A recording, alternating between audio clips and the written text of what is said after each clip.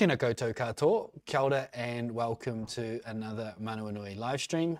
My name is Simon and today we have Tony Mclean, the founder of Allies Aotearoa, here to talk about his wonderful organisation and the awesome work they do in the disability community.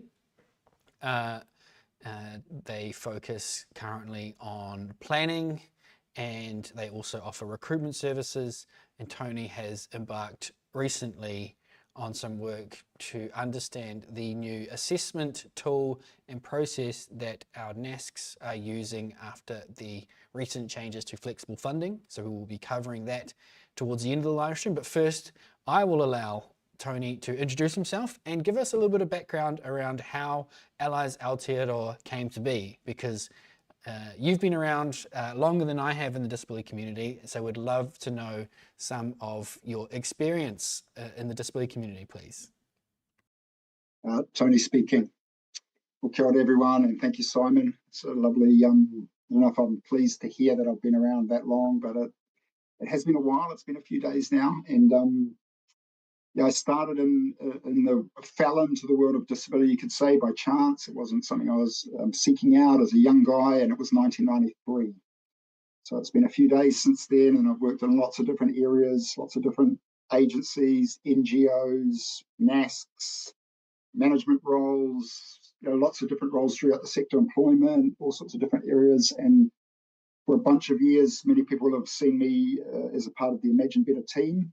So for sort of about 15 years, I was a part of Imagine Better team, and we did a lot of work specifically trying to support families or help families find ways forward that were more sustainable, more viable for them as a family, and lots of different strategies to do that, but that was a big part of the work. And then in 2019, Allies started as a part-time initiative just to provide additional support to families that really wanted to work out how do we implement some of these strategies in our specific life. So when we were running training and events, we were giving information at a sort of a principle level, at a strategy level, and then saying to people, you've got to take these strategies and principles and then apply them.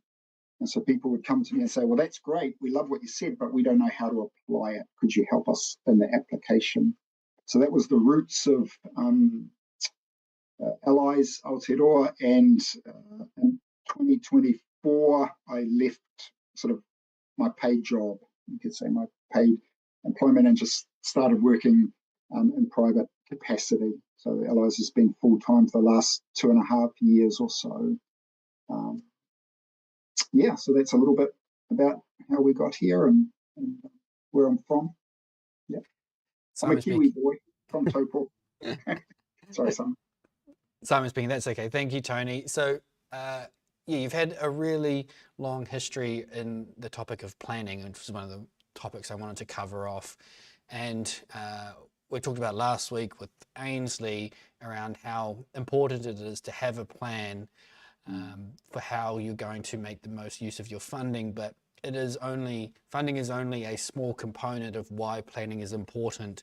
So talk about the experience that you bring in the planning world, and what is it like working with families to build a plan that tackles all areas of their life, all aspects of family involvement, living arrangements, everything that it takes to build a plan that helps lead towards the ideal life that you're trying to build for someone. Yeah, Tony speaking.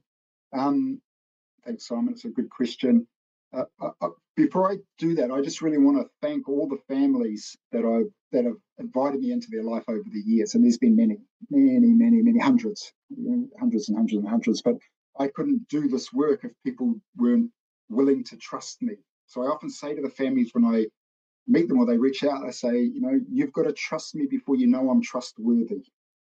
Because you can't help someone work out where they're going and what the future is going to look like if they don't trust you. It's an impossible position, right? So there has to be a rapport, there has to be a willingness on both parties to engage openly, honestly, transparently, and genuinely for the process to have maximum sort of benefit, you could say.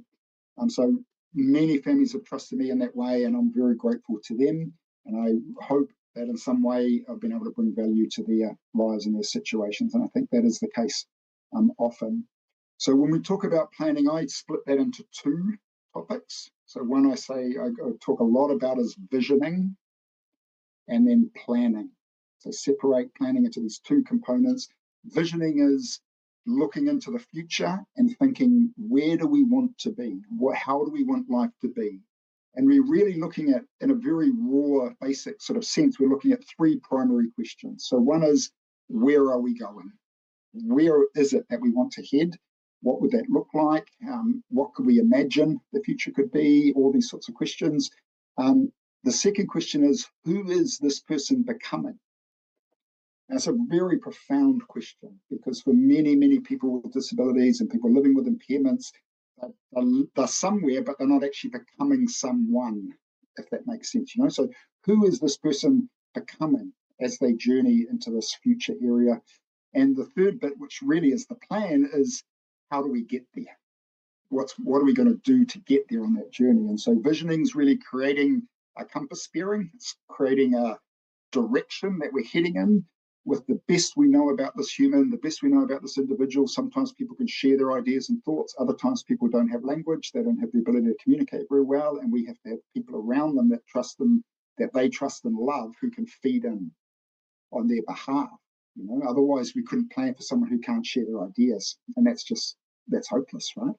So we're really getting a sense of where people are going and who they're becoming as a human being.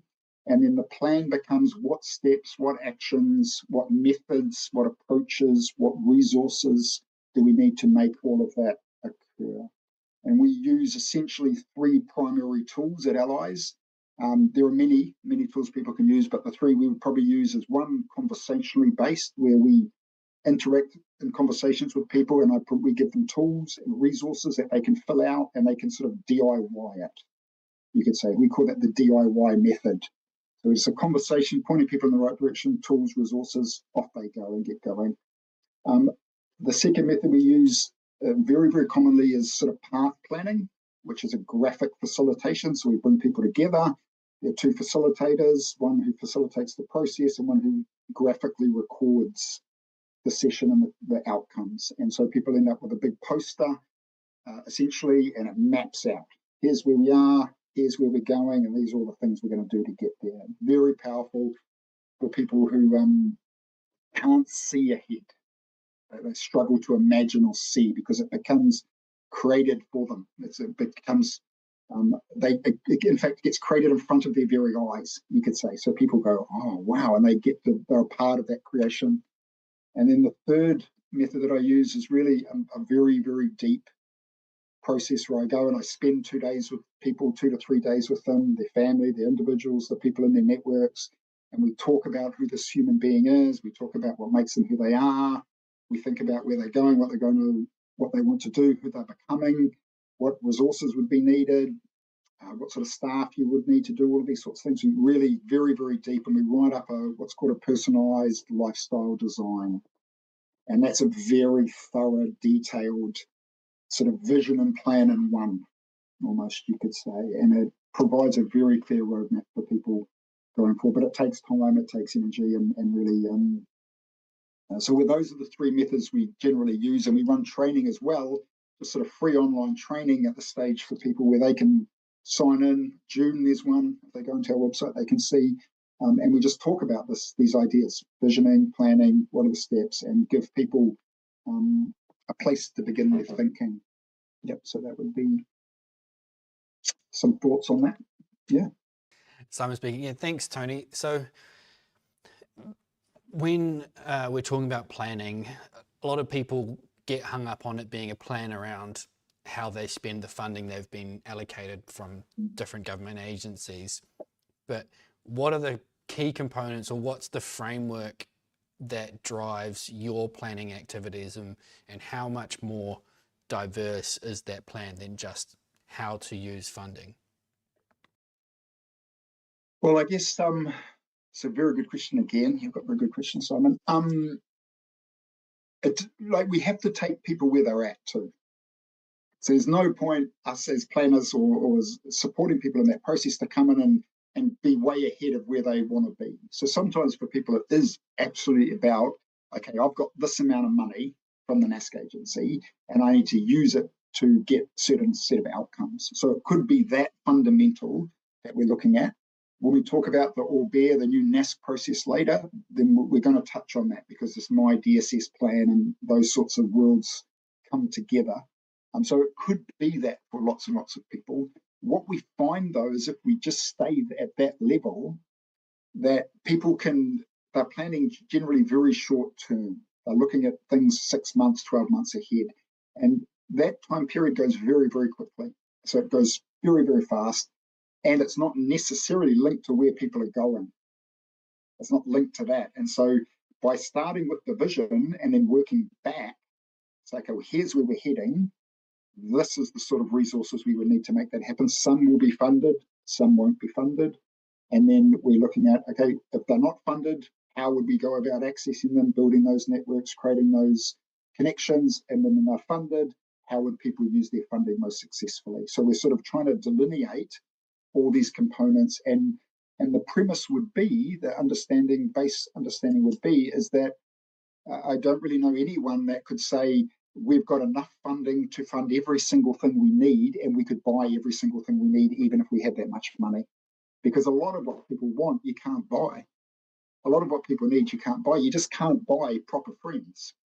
Like I've tried. No one wants to be my friend at the best of time, let alone if I give them money, right? So there's certain things you cannot purchase. The sense of reciprocity that I'm here for you, you're here for me, that's not purchasable. Purchasing something brings a transactional commodity into play, and relationships in that sense that they're freely given for the trueness of what they are. So even if people have got lots of money, there's certain aspects that they can't purchase anyway. And so we try to explain things or pull them out so people can see clearly what are the decisions we're making, what are the trade-offs. There's always compromise, right? Life's about compromise. We pick this, we can't have that. If we choose this, we can't do that. So the compromise is built in, but people can do that then consciously. Be aware of those decisions that they're making. And if something doesn't work, say if you take this sort of idea of heading towards a vision, sometimes we speak of the analogy of giving people a compass bearing. And it's like a map. So you've got a map and a compass bearing. You know where you're heading, but you might hit a cliff.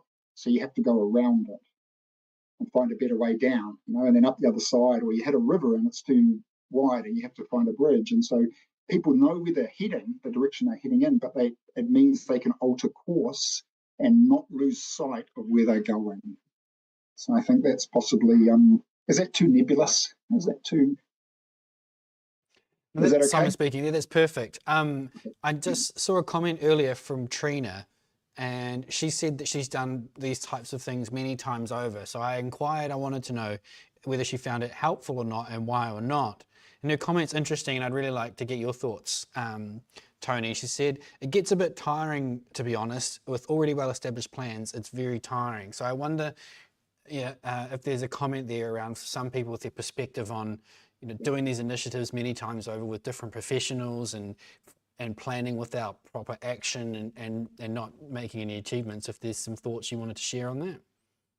Well, it's a brilliant question, because when you're planning, you're not implementing. They're two separate things. So when we're talking about creating a vision and creating a plan, we're not actually implementing it. That creates the direction. Then people have to go away and implement. Implementing is different to the planning. They're two separate things. And so it may be that for that person, they've gone through the thinking, planning process, but they haven't had the support they needed to implement and get traction. And if that's missing, so if people are just planning and planning and planning, but they're not getting assistance if they need it or want it to implement, then they're still staying stuck.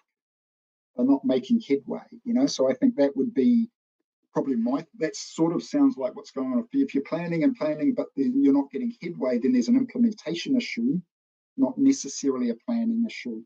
Assuming the planning's done well, like assuming that it is a good plan and it is aligned to people and where they want to go. Yeah.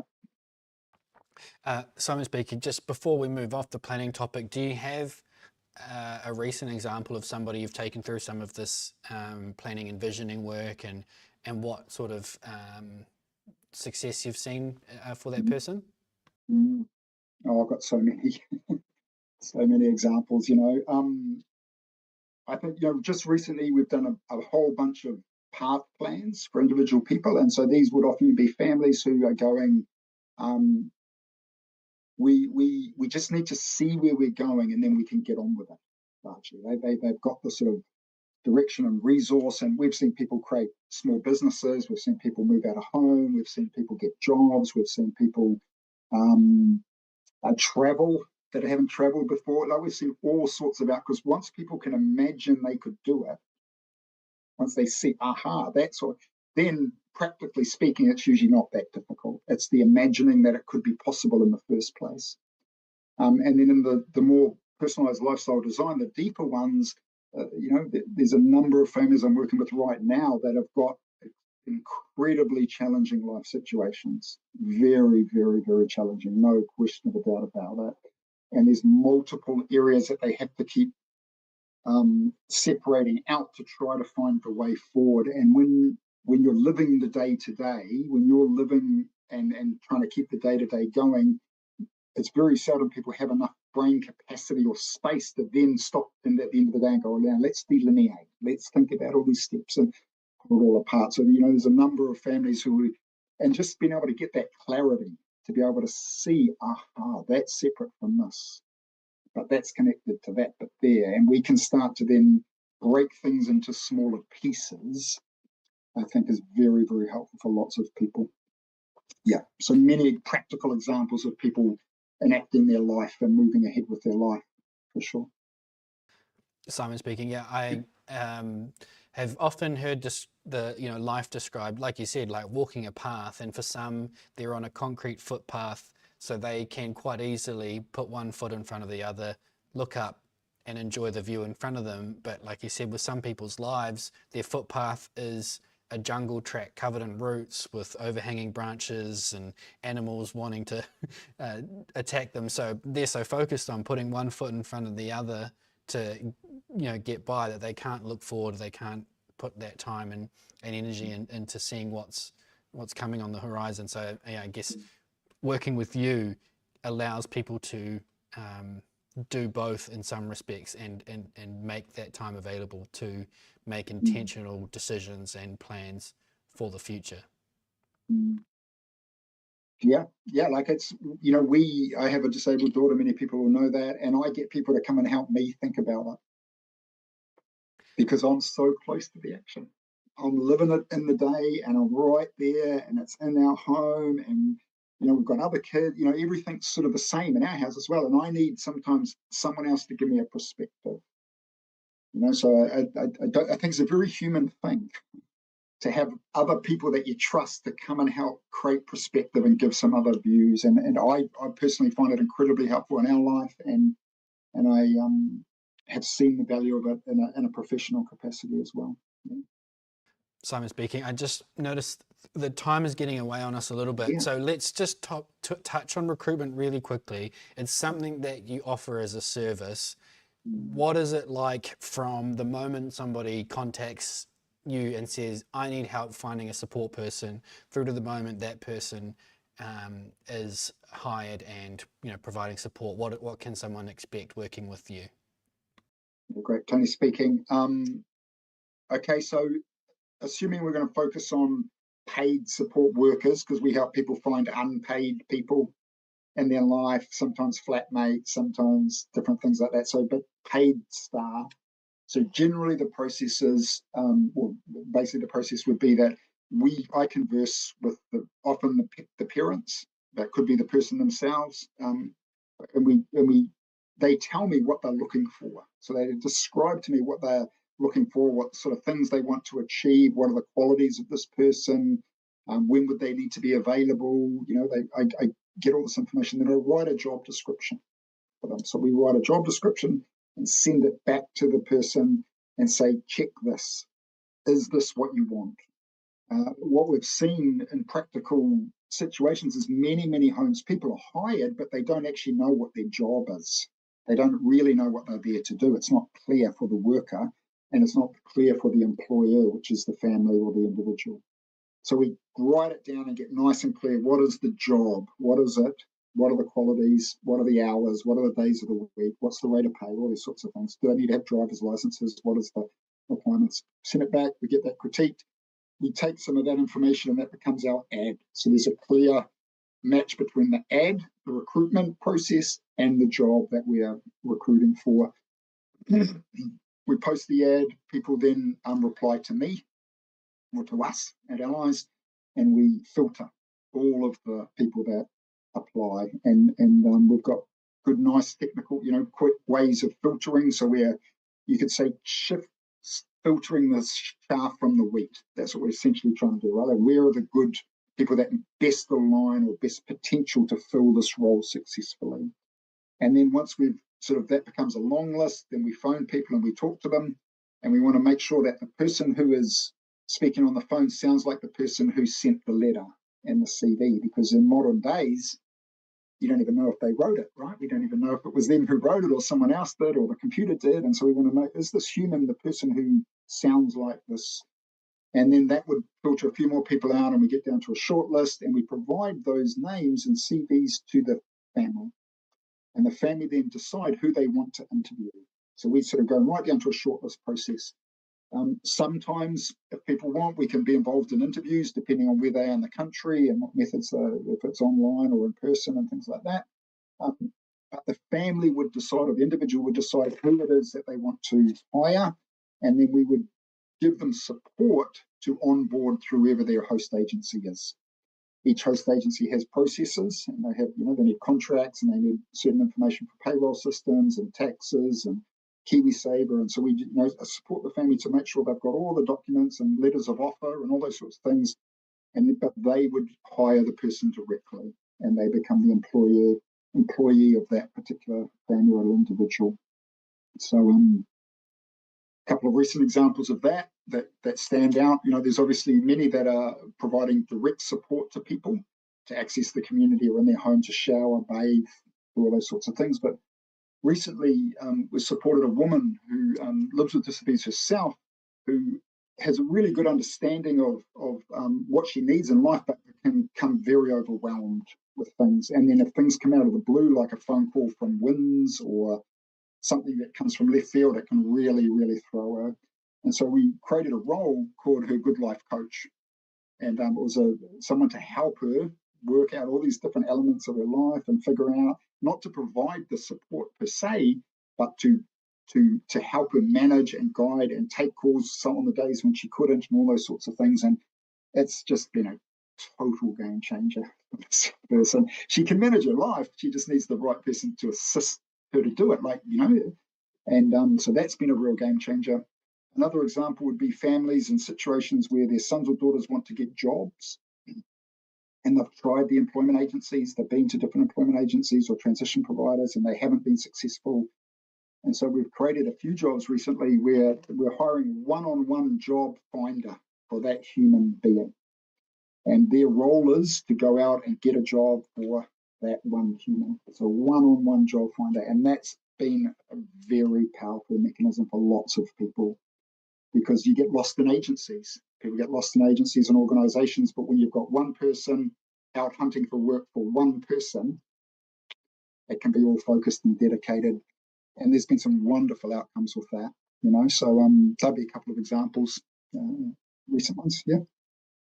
Simon's speaking fabulous. Thank you, Tony. So let's use the last 5 minutes to focus in on the outcome-based indicative range tool, or OBIR, that all NASCs have now been trained on to use at community assessments for people who are new to disability support and people who are about to have a reassessment in the new tool. You've done a lot of work looking into understanding how this tool is being used. I'd love to give you a bit of a moment just to kind of explain why you want to do that and some of the things that you think people listening might find useful to know. Tony speaking. for a number of years, I worked in the NASC as a needs assessor, as a service coordinator, and then as a NASC manager. So for a while, my family and I lived in Taranaki in New Plymouth, and we managed the local NASC in that region. So understanding the systems, the processes, the protocols of how people get access to their government funding has always been something that I've been very fascinated with and interested in. And so over the years, when I haven't worked in the NASC, I've been able to support people to make sure they get the right information to the NASC agency so the NASC agency can make the right decisions. So 9 times out of 10, the problem is when there isn't enough resources is that the information that was given to the NASC in the first place was insufficient, inaccurate, out of date, light, whatever the case may be. So, a big part of getting the system to work properly is for individuals and families to give the right information to the NASC. So that was something we've been doing for a number of years, and I can, there's many people, maybe some on this call that will have done that with me, and we've got great outcomes from it for people. The system's changed from the 1st of April, and so for me, it's been very important to understand as best as I can how the new system operates and works, because I knew the old one in and out, and I can imagine what they're doing, and we're gathering information and data about this, how this new system is operating and working. And it's sort of like a bit of a jigsaw, is what I've been saying to people. So we've got the framework of the jigsaw, and you start with the jigsaw and you do the frame at the outside, and you start putting certain colors together, and so you've got patches of picture and then patches where there's gaps. And that's where we're probably at as a sector, understanding this new process, this new tool. DSS, there's certain information they don't want to put in the public domain, it would appear, at this instant, and that's their prerogative. But we need to try to work out as best as we can how this operates. And the premise is the same, essentially. The premise is still that we have to give, individuals and families have to give the information to the NASC agency in a way that they can hear it, in a way that they can receive it, in a way that fits with the process that they need to do. So, that's what we're fine-tuning at the moment. We're getting increasingly more information day by day. We have 2, myself and a colleague from the Complex Care Group, myself and Lisa Martin. So I'm on the board of the Complex Care Group, and we're running 2 seminars on this, one tomorrow morning. Simon, you can probably put that in the, read that out to people, but tomorrow morning from 10 a.m. to 11:30. And then on Thursday night, the 28th, from 6 to 7:30, we're going to be able to go into a lot more detail about how does the system work and what can we do as families and individuals to position ourselves to be able to give the best information to the system, and how does it work so you can see the different steps along the way. And essentially it's the same. NASC have had 4 functions of all time, which is eligibility, assessment, allocation, and budget management. They're the 4 functions of any NASC agency. They're still the 4 functions of the NASC system. It's how they're doing it now that we have to fine-tune our understanding and processes on. So I know that won't give people enough information, but we can't do it in 3 minutes or 4 minutes or something. But if folks want to come along to those sessions, they're welcome. Everyone's welcome. And we will keep running sessions on this over the months ahead as we get more clarity and as more information comes out. And I'm in a very privileged position that families around the country send me their documents. So they end up in my inbox, and the NASC don't know this. Well, I do. I tell them, in fact, that this is what happens. So people send it to me and they say, "Oh, Tony, this is what they've said. Can you have a look at this and see what you think?" And so I get to see all these things again and again and again, and I go, "Wow, there's a pattern here. There's a theme here. Something's not quite right. Well, this looks pretty good." We can see what they get. So that having the not necessarily a global, but having a wider lens is very helpful at understanding the patterns of the system being implemented in the communities. So it's a real passion of mine, because you said it exactly. Money by itself won't change everything. There isn't enough to change everything, but it's a very important part. It's a very important part for lots and lots of people to get that, and then they can think, okay, well, how do we use this well? How do we make the change in our life to get the outcomes and move in the directions that we want to go? So yeah, I wish I could have all the information today, but it looks like it's going to be a little bit of a drawn out process to get some pieces of it across time, would be my guess. Yeah.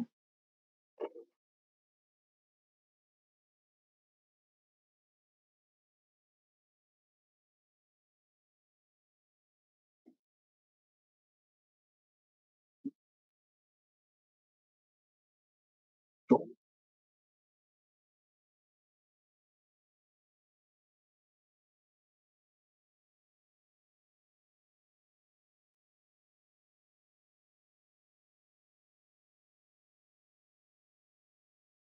Mm. Mm. Sorry, I was on mute, so I will just say what I said.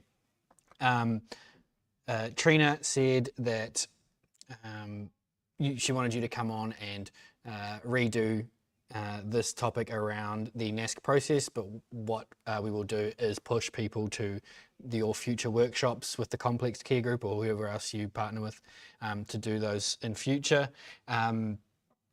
And the final question from Catherine was, what is it like in terms of costs or pricing to engage with your services, please? Yeah. Okay, so we basically, all of the things that we do, you could say we try to break it into 3 segments. So one segment is just talk to us, we'll give you everything we can, tools, resources, DIY kits, all of that, you go and do it. So that's just really a conversation. It's a little bit of touching base, but the person or the family are doing the work themselves. That's a very minimal fee based on time. So it's just might be an hour or 2 hours or something. The middle phase would be you do some and we do some. So we negotiate with them. They say, we don't need you to place the ads. We can do that ourselves. And we'll shortlist the people. Just help us make the job description. So no problem. So we negotiate. They do this bit, we do that bit. And then the sort of the third section would be people say, look, we don't want to have to do it. We want you to do it. We already got enough on our plate. We don't want to have to do that. And then with that, once we understand, is it a path plan? Is it what they need? Is it a personalized lifestyle design? Is it recruitment session? Like, what is it that people do? Then we just give them a little proposal, like a quote, you could say, and then says this is what it would cost and why, and then people can decide whether they want to do that or not. But we'll say if you took recruitment, because a lot of people could use that as a benchmark, it would be something between 1,000 and 2,000, depending on what people want us to do. So if we wanted us to do all of it and screen everyone and be at the interviews and do all those sorts of things, it's the top end of that. And if it's create a job ad, place it, screen some people, give them to us, and we will do all the rest, then it would be the bottom end of that sort of stuff. So that might be, I don't know if that answers that, but it's hard to answer it all, but at least that's something as a guide, you know? Yeah. Simon speaking, that's perfect, Tony. Final thing from me, how can people get in touch with you? Alliesaotearoa.co.nz, alliesaotearoa.co.nz. So if you just Google Allies Aotearoa, you'll come to our website. You'll see on there my phone number, my email address, everything's there. So you can contact me directly anytime you want. Phone number and email, so everything's there. It's probably the easiest way in 30 seconds. Simon speaking, perfect. Thank you so much, Tony. It's been a wonderful time talking to you. I'm sure we will have you back on sometime later this year. I'd love to have you back when the time is right, but that is it for this afternoon. From this week onwards, we are moving to a fortnightly schedule, so there'll be no live stream next week. So we'll have a newsletter next week, Friday, and then the following week will be a live stream, and so we'll alternate 1 week on and off. So you'll have to make sure you read those newsletters and watch the live streams because they'll be coming a bit less frequent. But I hope you all have a lovely evening, and I will see you all next time. Ka kite.